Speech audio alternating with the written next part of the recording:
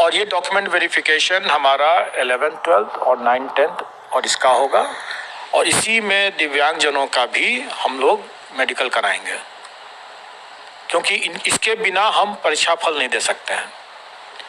और स्वाभाविक है कि इसमें चूँकि ये ST वाले हैं इसमें, इसलिए सबके सब मैं समझता हूँ कि इसमें बिहार के ही निवासी होना चाहिए, और इसमें हम लोग उनको अपने गृह जिला में ही ये डॉक्यूमेंट वेरिफिकेशन की व्यवस्था करेंगे, ताकि उनको ज़्यादा इधर उधर भटकना न पड़े।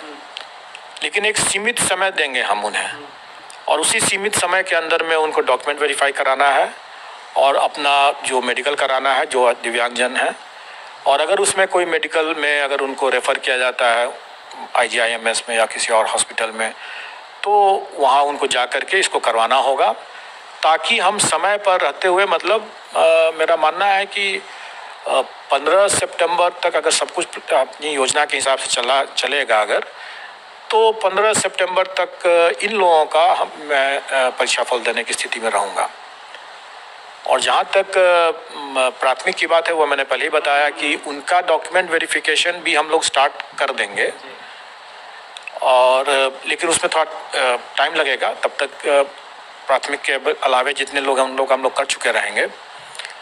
तो प्राथमिक वाले में थोड़ा सा विलम्ब है, और विलम्ब का कारण एक तो यह है कि उनकी संख्या बहुत ज़्यादा है और उसमें हमें कई तरह की चेकिंग करनी है। और दूसरा जो BEd वर्सेस BTC का भी एक मुद्दा है। इसलिए इन सब को ध्यान में रखते हुए मेरा मानना है कि उनका डॉक्यूमेंट वेरिफिकेशन में थोड़ा टाइम लगेगा। मैंने अपने पिछले प्रेस कॉन्फ्रेंस में ये कहा भी था कि 20 से 25 के बीच के आसपास में मेरा मानना हो सकता है, उससे पहले भी हम लोग स्टार्ट कर सकें, लेकिन लगभग वही समय रहेगा। कट ऑफ मानना है कि अगर आप कुछ एक विषय को अगर छोड़ दें,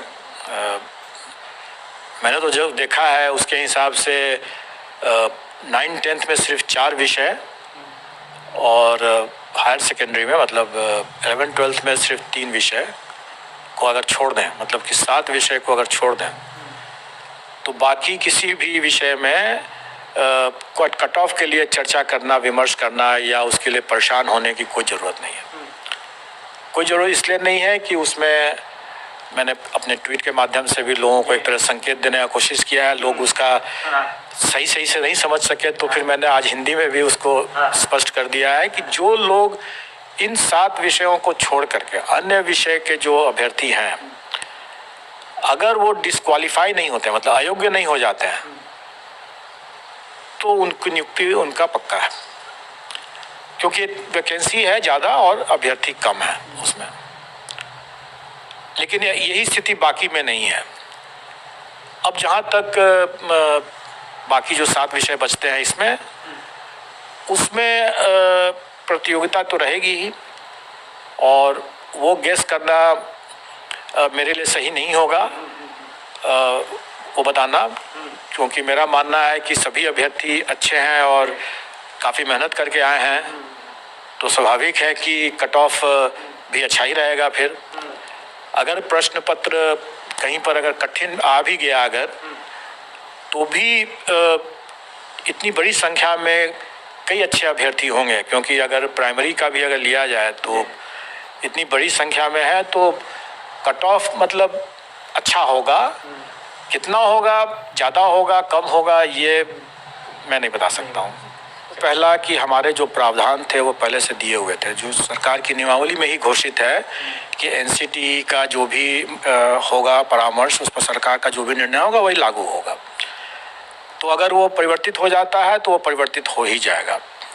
दूसरा कि माननीय सर्वोच्च न्यायालय का जो निर्णय है वो एक तरह से फोर्स मैज्योर कंडीशन है। फोर्स मैज्योर कंडीशन का ये है कि जो बाहरी कारणों से अगर जिस पर मेरा नियंत्रण नहीं है, अगर उन कारणों से अगर कोई स्थिति उत्पन्न होती है, तो उसमें हमें वापस करने का कोई प्रश्न नहीं उठता।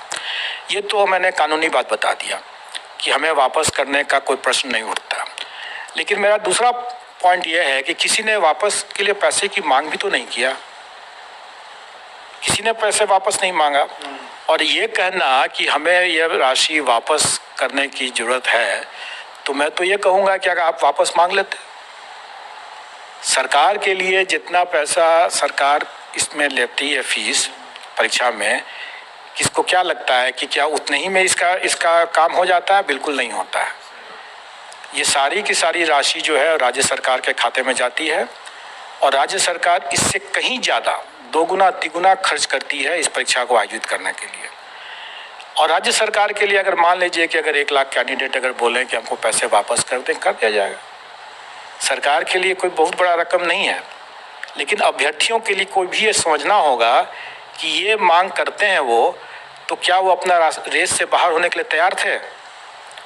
क्या वैसे बीएड अभ्यर्थी जो इस बात की मांग करते हैं, मीडिया पर मांग जरूर किए हैं, किसी ने ऐसे मांगा नहीं है पैसा, लेकिन अगर आप वो खुद भी सोचें, और मैं समझता हूँ कि उन्होंने खुद सोच ही लिया था और इसीलिए उन्होंने लिखित में मांग नहीं किया था।